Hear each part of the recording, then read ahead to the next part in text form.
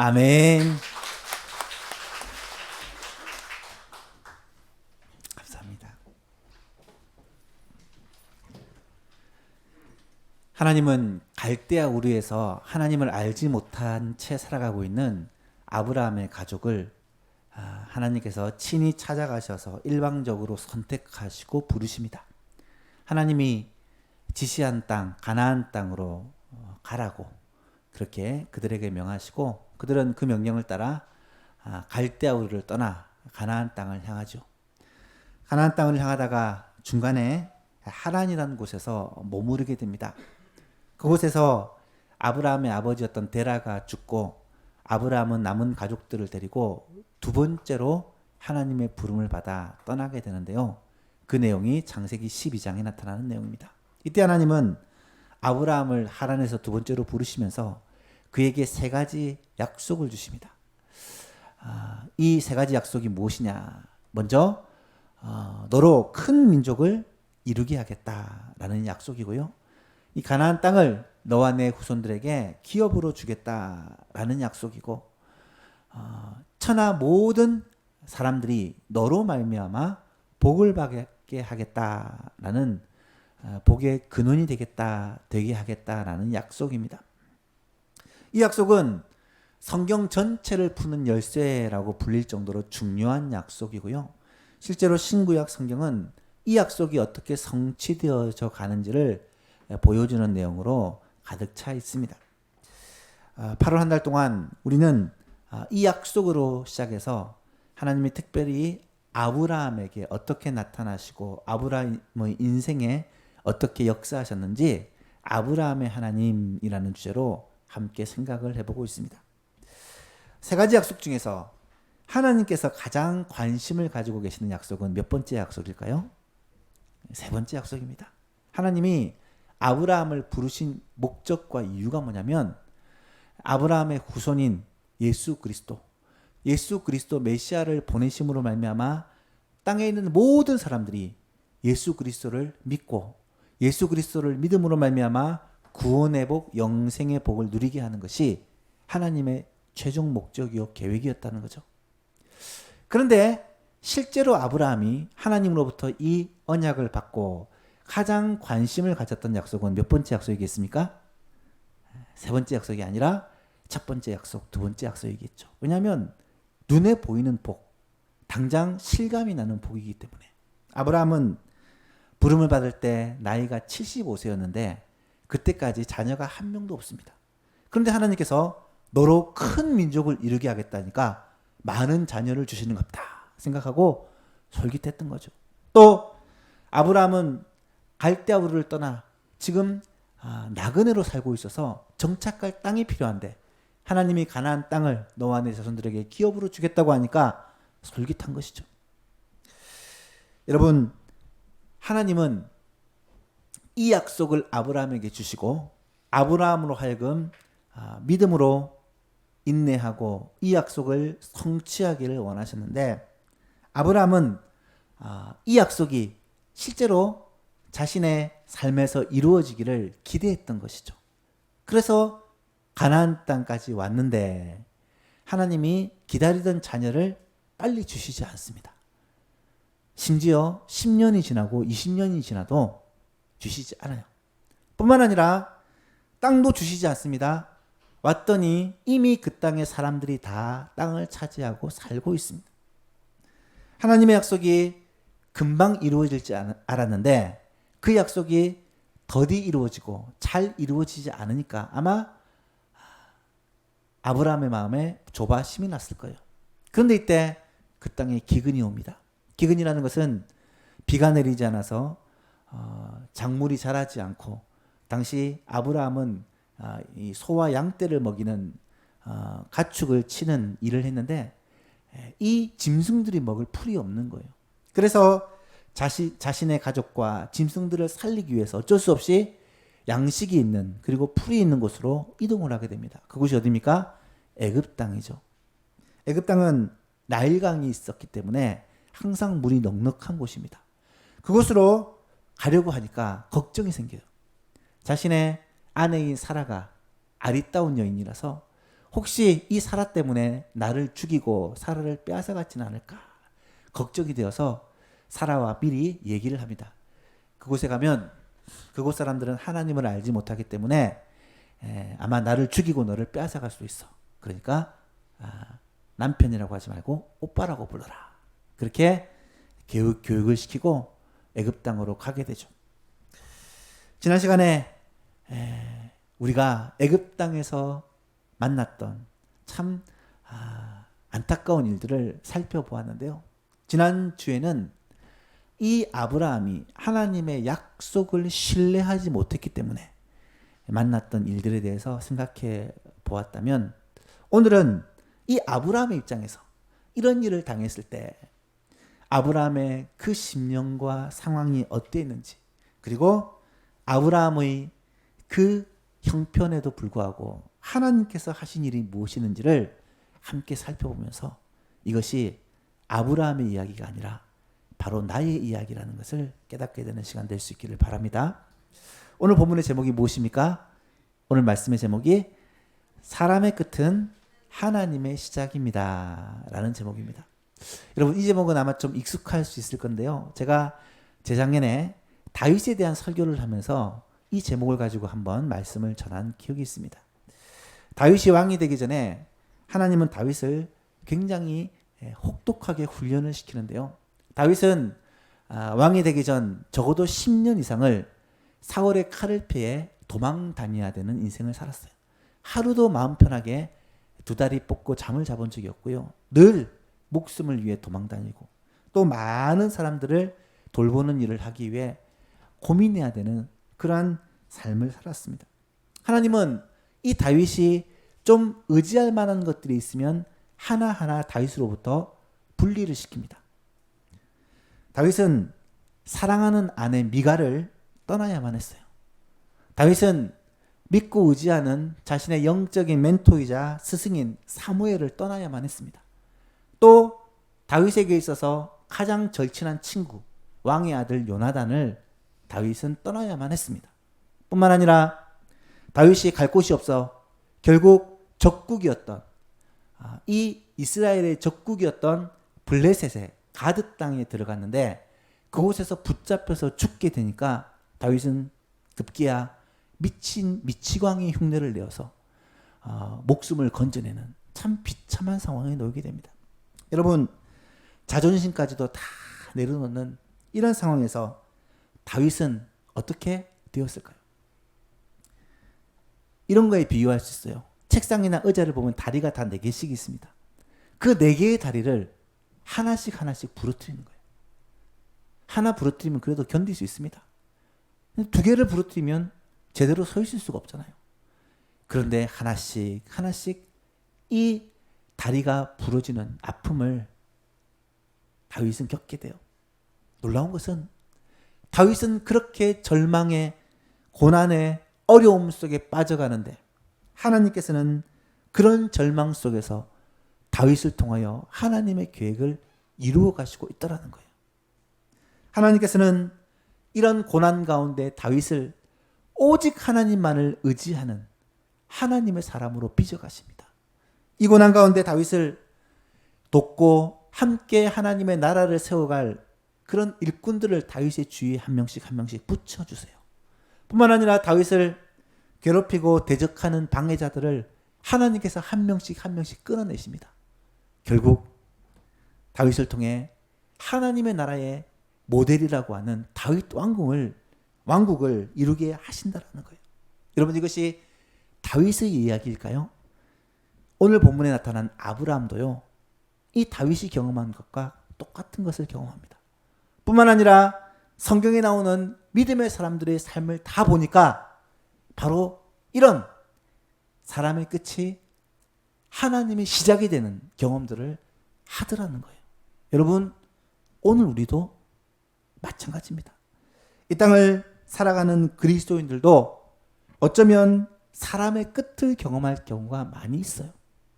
너무나도 많은 고난과 상처와 아픔과 지치고 힘들고 낙심하고 좌절할 그런 상황 가운데 놓여 있을 때 하나님께서는 하나님의 일을 우리의 삶 가운데 이루심으로 하나님께서 우리의 삶 가운데 하나님의 그 꿈과 계획들을 실현해 감으로 말미암아 지나고 보니 하나님께서 우리의 삶 가운데 이렇게 역사하셨구나 라는 것을 깨닫게 해 주시더라는 거예요. 오늘은 이 말씀들을 통해서 하나님께서 우리의 삶 가운데 어떻게 일하시고 역사하는지를 깨닫게 되는 귀한 시간이 될 수 있기를 바랍니다. 아브라함은 분명히 실수를 했어요. 지난 시간에 살펴보았지만 아브라함이 했던 실수는 무엇입니까? 하나님의 약속을 믿지 못한 실수입니다. 하나님께서 이 가나안 땅을 너와 네 자손에게 주겠다라고 약속하셨으면 믿고 가나안 땅에서 버텨야 돼요. 그런데 먹을 것이 없으니까 당장 가나안 땅에 기근이 오고 힘드니까 인간적인 방법을 씁니다. 애굽으로 내려가죠. 혹시 애굽으로 내려갔다 할지라도 하나님의 약속을 믿는다면 아브라함은 실수를 하지 말아야 됐어요. 그런데 인간적인 방법을 또 씁니다. 혹시 내 아내를 얻으려고 나를 죽이면 어떡할까? 그래서 아내를 누이라고 속이는 거죠. 이런 일들은 분명히 아브라함이 한 실수입니다. 그런데 아브라함이 이런 실수를 했기 때문에 아브라함은 용기가 없고 무능하고 비겁한 사람이라고, 무능력한 사람이라고 생각하십니까? 여러분 성경을 잘 읽어보시면요, 아브라함은 절대로 그렇게 무능하고 유약한 사람이 아닙니다. 몇 가지 증거들이 성경에 나타나고 있는데요. 아브라함은 아버지와 함께 하란까지 왔다가 하란에서 두 번째로 부름을 받을 때 아브라함은 그 말씀을 즉각 순종하여 하란에서 오랫동안 살았던 모든 삶의 터전들을 다 놓아두고 가족들을 데리고 가나안 땅으로 바로 출발을 합니다. 여러분, 아브라함은 결단력이 있는 사람이고 리더십이 있는 사람이에요. 또 성경에 보니까 하란에서 모은 모든 소유와 그리고 짐승들과 사람들을 데리고 왔다라고 기록을 해요. 하란에서 얼마 동안 머물렀는지 모르겠지만 그곳에서 많은 소유와 짐승들과 사람들을 얻었다라는 것은 그의 경영 능력과 그의 이 돈 버는 재주가 뛰어났다라는 것을 알 수가 있습니다. 뿐만 아니라 조카 롯과 아내 사레가 이 아브라함의 명령에 철저히 순종하고 따라옵니다. 이 말은 가족 가운데서 절대적인 신뢰를 받고 아마 좋은 가정이었다라는 것을 우리는 추측해 볼 수 있습니다. 13장에 보면 어떤 일이 벌어지냐면 조카 롯의 가정과 이 아브라함의 가정이 서로 갈라지는 장면이 나타나요. 이때 아브라함은 자신의 유익을 조금도 추구하지 않고 모든 것을 다 양보합니다. 희생정신, 양보정신이 아브라함에게는 있었습니다. 뿐만 아니라 14장에 보면 조카 롯이 속한 그 소돔과 고모라 땅을 동방의 4개국 연합군이 쳐들어와서 다 그렇게 멸망을 시킵니다. 그리고 조카 롯과 사람들을 잡아 끌고 가요. 그 소식을 들은 아브라함은 집에서 길리고 연습한 자 318명을 데리고 가서 그 4개국 연합군을 무찌르고 조카 롯과 사람들과 모든 소유들을 되찾아오는 장면이 나타나고 있어요. 대단한 용기를 가진 사람이고 또한 전략을 가진 사람이고 싸움에 능했던 사람이라는 것을 알 수가 있습니다. 뿐만 아닙니다. 이 아브라함은요, 아내 사레를 사랑했습니다. 굉장히 사랑합니다. 성경에 곳곳에 그 증거들이 숨어 있는데요. 대표적인 예를 든다면 86세가 되었을 때 아내 사레가 먼저 아브라함에게 내가 내 종이었던 하갈을 줄 거니까 그에게서 좀 아들을 낳으라고 부탁을 해요. 왜냐하면 당시 문화에서는 아내가 아들을 낳지 못하면 다른 사람을 통해서 아들을 낳는 것이 당연한 문화였거든요.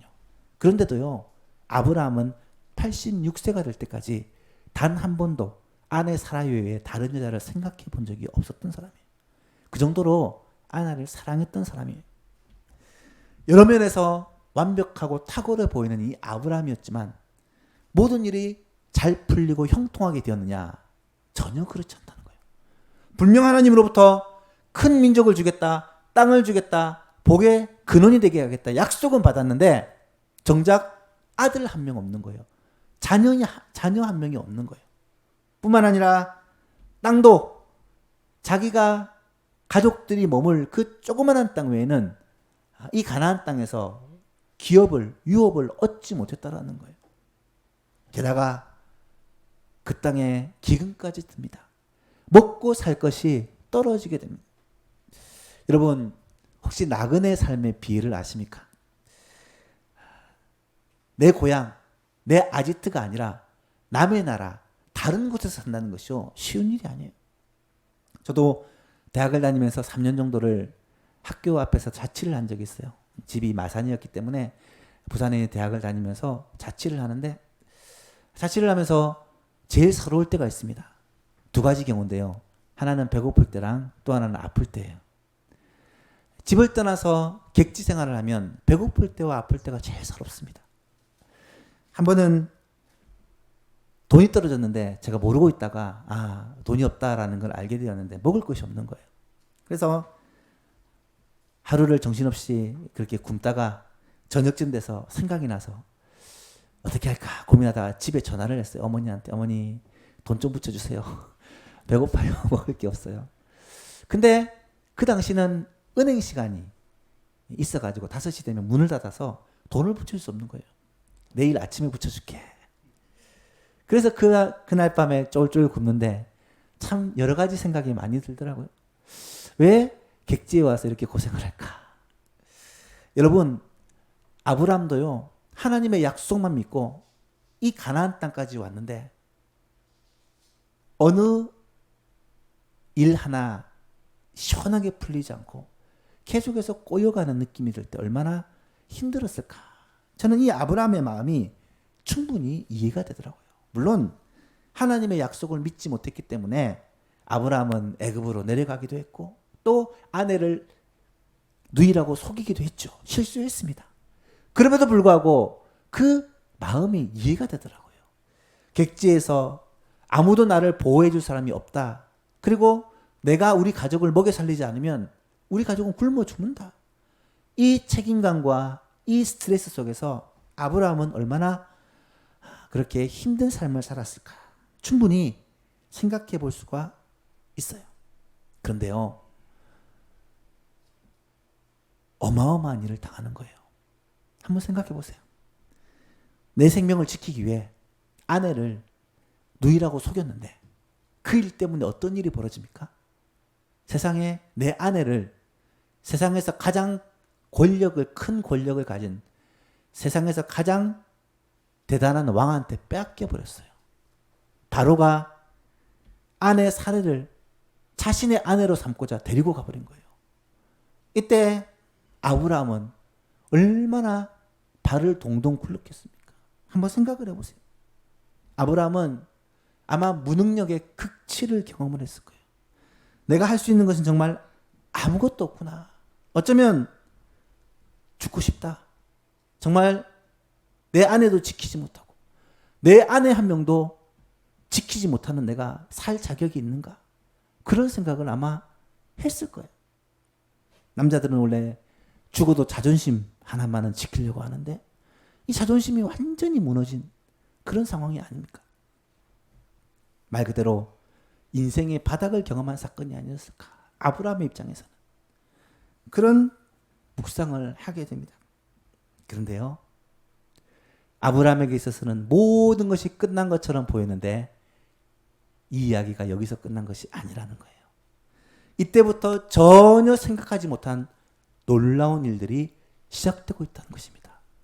오늘 설교의 제목 그대로 사람의 끝이 하나님의 시작이 된 사건이 이때부터 기다리고 있다는 것입니다. 여러분, 만약에 아브라함에게 아무런 문제가 없었고 가나안 땅에서 행복하게 잘 살았더라면 과연 어떻게 됐을 것일까? 하나님의 약속이 아브라함을 통해서 완전하게 잘 이루어졌을까? 저는 상상을 해보았습니다. 여러분, 사람이라는 것은요, 쉽게 교만해집니다. 아브라함이 자녀를 많이 낳고 또 하는 일마다 잘 돼서 복을 받고 또 땅을 많이 얻고 했더라면 아마 아브라함의 마음에 교만이 싹트고 또 아브라함의 그 하나님만을 온전히 신뢰하는 믿음이 흔들렸을지 몰라요. 사람은 다 그렇거든요. 더구나 이 가나안 땅이라는 것은 굉장히 독특한 문화가 있습니다. 가나안 사람들은 외부에서 들어온 사람들을 자기 민족과 피를 섞어서 동화시키려는 이 이민 전략을 가지고 있습니다. 무슨 말입니까? 밖에서 사람이 오면 결혼을 통해서 그 사람을 우리 중에 하나로 만드는 거죠. 대표적인 예가 창세기 34장에 보면 디나 사건이 나타나요. 디나라는 이 야곱의 딸을 갖다가 세겜의 추장의 아들이 겁탈을 합니다. 그리고 나서 이 디나를 자기 아내로 삼아서 이 세겜과 아브라함의 가족, 이 야곱의 가족이 서로 하나가 되게 하는 이런 전략을 세웁니다. 그런데 여러분, 그렇게 되면 무슨 일이 벌어집니까? 하나님이 약속하신 이 아브라함의 씨를 통해, 아브라함의 자손을 통해 메시아가 태어나게 하시고 그로 말미암아 천하 만민이 복을 받게 하겠다는 이 하나님의 약속이 문제가 생기는 거예요. 그래서 아브라함의 가족이 이 가나안 땅에 동화되면 절대로 안 된다는 것입니다. 하나님은 하나님의 이 계획과 뜻을 이루어가기 위해서 아브라함에게 어려움, 고난을 주신 거예요. 아브라함이 이 힘든 상황에서 정말로 절망하고 낙심할 수밖에 없는 상황에서 모든 것을 다 내려놓고 자신의 믿음이 바닥까지 떨어졌을 그때에 하나님께서 비로소 이 일에 개입을 하시는데요. 하나님께서 이 일에 개입을 하시니까 어떤 놀라운 변화가 일어나는 줄 아십니까? 하나님은 이때 아브라함에게 나타난 것이 아니라 누구에게 찾아갔습니까? 바로에게 찾아갔어요. 17절을 보니까 여호와께서 아브라함의 아내 사라의 일로 바로와 그 집에 큰 재앙을 내리신지라. 여러분 한번 생각해 보세요. 사라의 일은 아브라함이 한 실수입니다. 그런데 하나님은 벌을 바로의 집에 내리고 계세요. 깜짝 놀란 바로는 사례는 물론이요, 사례와 함께 사례가 가지고 있는 그 많은 재산을 같이 아브라함에게 돌려보내요. 18절 이하를 보세요. 바로가 아브라함을 불러 이르되 내가 어찌하여 나에게 이렇게 행하였느냐? 내가 어찌하여 그를 내 아내라고 내게 말하지 아니하였느냐? 내가 어찌 그를 누이라 하여 내가 그를 데려다가 아내를 삼게 하였느냐? 내 아내가 여기 있으니 이제 데려가라 하고 바로가 사람들에게 그의 일을 명하매 그들이 그와 함께 그의 아내와 그의 모든 소유를 보내었더라. 여러분, 이때 가장 억울했던 사람은 누구일까? 바로 왕이 아니었을까요? 저는 상상을 해봤어요. 바로 왕이 그날 저녁에 일기를 쓰는 거예요. 나는 참 억울하다. 내가 잘못한 것은 없는데 잘못은 아브라함이 있는데 왜 이 재앙이 나에게 임한 것일까? 어떤 재앙이었는지 구체적으로 말하고 있지는 않지만 아마 어마어마한 화가 바로와 그 가정에 임했던 것 같아요. 바로가 깜짝 놀라 즉시 아브라함의 아내 사례를 돌려보낸 것으로 보아 이 바로는 하나님께서 자신을 친다라고 느꼈을 겁니다. 여러분, 바로가 누굽니까? 지금으로 얘기하면 세계 최강국의 왕입니다. 세계 최고의 권력자예요. 그런데 그가 하나님의 이 심판 앞에서 부들부들 떨고 있다는 거예요. 여러분, 아브라함은 이 일을 겪으면서 무슨 생각을 했겠습니까? 18절에 보니까 바로가 아브라함을 불러서 아브라함에게 말하기를 내가 어찌하여 나에게 이렇게 행하였느냐? 내가 어찌하여 그를 내 아내라고 내게 말하지 않았느냐? 누이라고 나에게 속였느냐? 아브라함을 책망하면서 아브라함의 아내를 돌려보내게 되죠. 이때 아브라함은 바로의 책망을 받으면서 무슨 생각을 했을까? 내가 하나님의 약속을 믿지 못하고 내가 이렇게 실수를 했는데 하나님은 정말로 대단하신 분이구나. 하나님에 대해서 깨닫게 되었을 것입니다. 왜 그렇습니까? 하나님은 하나님이 약속하신 그 약속을 이루시기 위해서 이 일에 간섭하시고 역사하시는데 세상에 가장 강력한 권력자라고 하는 바로도 하나님 앞에서는 꼼짝 못하고 있다는 거예요. 뿐만 아니라 하나님은 분명히 자신이 실수해서 이 일이 벌어졌는데 그 실수를 오히려 전화위복의 기회로 삼아 이 아브라함으로 하여금 아내를 되찾고 뿐만 아니라 많은 재물과 많은 짐승들을 함께 얻게 되는 이런 하나님의 역전하시는 하나님을 경험한 거예요. 뿐만 아닙니다. 하나님께서 자신의 삶에 개입하시고 일하기 시작하니까 지금까지 자신이 고민했던 모든 문제가 한꺼번에 해결되는 것을 그가 깨닫게 된 것입니다. 여러분 한번 생각해 보십시오. 아브라함은 분명히 하나님께 대해서 고민을 했을 거예요.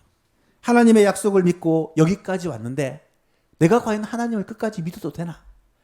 하나님께서 내 삶에 이 약속을 하나도 이루어 주시지 않는데 내가 과연 이 하나님 믿고 끝까지 갈 수 있겠냐? 그런 고민을 했을 거예요. 그런데 이 사건으로 말미암아 아브라함은 하나님은 믿으실 만한 분이구나. 믿으신 분이구나. 하나님은 내 인생 전체를 걸어도 되는 그런 분이시구나 라는 것을 확실하게 믿고 이 사건으로 말미암아 이 아브라함의 믿음이 한층 성장하는 기회가 되었다라는 사실입니다. 여러분 이것이 하나님께서 일해 가시는 방법이에요. 사랑하는 여러분, 오늘 우리에게도 똑같습니다. 사람의 끝은요 하나님의 시작입니다. 혹시 이 가운데 여러분 가운데 내가 사람의 끝을 경험하고 있다라고 생각되는 분은 없으십니까?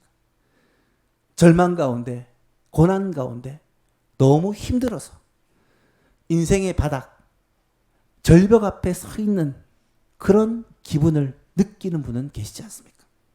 더 이상 내 인생을 헤쳐나갈 힘이 없고 더 이상 나에게는 소망이 없는 것 같다라고 느끼시는 분은 계시지 않습니까? 하나님께서 하나님의 자녀들에게 때로 이렇게 절망을 경험하게 하시는 데는 이유가 있어요. 바로 사람의 끝을 경험하게 하시는 거예요. 내 인생의 끝을 경험한다는 말은 내가 하나님 앞에 두 손 들고 완전히 항복을 한다는 말인데 그렇지 않으면요 하나님께서 우리의 인생 가운데 마음껏 일하실 수가 없게 되기 때문입니다. 끊임없이 인간적인 방법, 내 생각, 내 고집을 가지고 하나님의 일하심을 막기 때문에 하나님은 때는 우리를 사람의 끝으로 몰아가실 때가 있다는 거예요. 아무것도 할 수 없구나. 정말 나는 무능하구나. 너무 무능력하구나. 깨달을 그때 하나님은 비로소 내 인생 가운데 간섭하시고 개입하셔서 하나님의 놀라운 역사, 도무지 내가 한 일이 아니라 하나님이 하셨다고밖에 말할 수 없는 그런 놀라운 역사를 이루어 가시더라는 거예요. 사랑하는 예수만교회 성도 여러분, 사람의 끝은 하나님의 시작입니다. 이 놀라운 역사가 여러분의 삶에 나타날 수 있기를 주님의 이름으로 축복합니다. 가정도 마찬가지예요. 교회도 마찬가지입니다. 저는 나라와 민족도 마찬가지라고 생각합니다. 절망이라고 느끼십니까? 끝이라고 느끼십니까? 소망이 없다고 느끼십니까? 사람의 끝은 하나님의 시작입니다.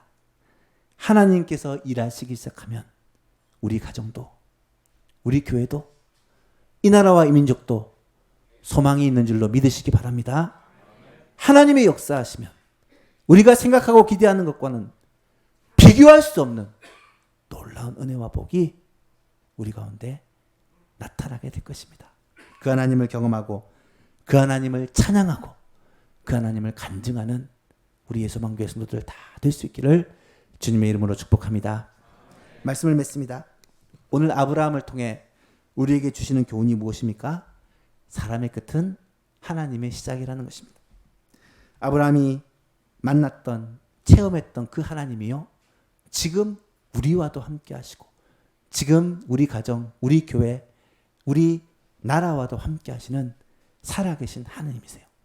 그렇다면 우리는 고난을 만나고 내 힘으로 어떻게 할 수 없는 절망적인 상황을 접할 때 낙심하고 좌절할 것이 아니라 하나님, 내 안에서 일하여 주십시오. 하나님, 우리 가정에서 하나님 역사해 주십시오. 하나님, 우리 예수만교회를 통해 하나님의 살아계심을 보여주십시오. 하나님, 조국 대한민국 가운데 하나님의 은혜를 베풀어 주십시오. 기도하는 저와 여러분 될 수 있기를 바랍니다. 하나님께서 어떻게 일하시는지, 또 하나님이 일하시면 어떤 놀라운 일이 벌어지는지를 직접 보고 그 하나님을 신뢰하고 믿을 수 있는 우리 예수만 가족들 될 수 있기를 주님의 이름으로 축복합니다.